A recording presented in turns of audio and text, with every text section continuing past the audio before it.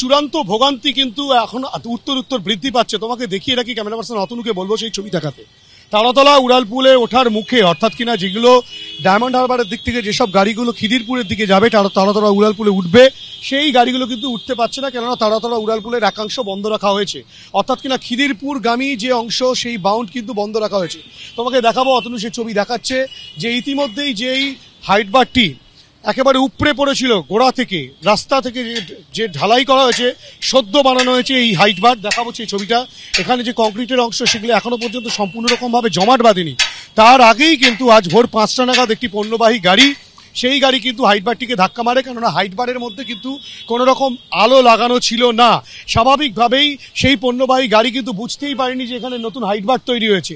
সেই হাইট বারে এসে গাড়িটা ধাক্কা মারার পর হাইট বারটি ভেঙে পড়ে, একদিকে হেলে পড়ে, উপড়ে যায় গোড়া থেকে।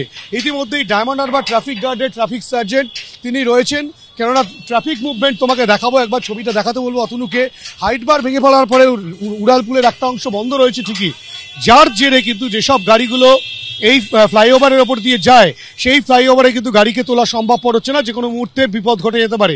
সেই কারণে সমস্ত গাড়িকে কিন্তু তারাতলা যে মোড়, সেই তারাতলা মোড়ের দিক থেকে পাস করানো হচ্ছে। এবং স্বাভাবিকভাবেই এখানে চূড়ান্ত পর্যায়ের কিন্তু একটা যেটা দেখা যাচ্ছে যে একের পর এক গাড়ি, যে যানজট, সেই যানজট কিন্তু স্পষ্ট। একের পর এক গাড়ি লাইন দিয়ে দাঁড়িয়ে গিয়েছে, এবং যেটা পুলিশ সূত্রে জানা যাচ্ছে প্রায় বেহালা থানা পেরিয়ে গিয়েছে।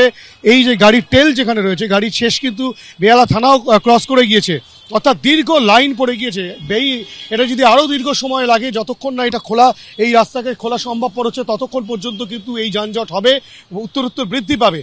সেই কারণে যে চিত্র দেখাবো তুমি দেখতে পাচ্ছ, ইতিমধ্যেই কিন্তু সেই হাইট বারটিকে সোজা করে তুলে এবার সেটাকে পর্যায়ক্রমে খোলার কাজ করা হবে। খুলে তারপরে সেটাকে এই লোহার যে অংশ, সেই লোহার অংশটিকে সরিয়ে দেওয়া হবে, এবং তার পরবর্তী ক্ষেত্রে কিন্তু যান চলাচল করানো সম্ভবপর হবে। অর্থাৎ কিনা এই বিষয়টা সমস্তটাই কিন্তু অত্যন্ত সময় সাপেক্ষ।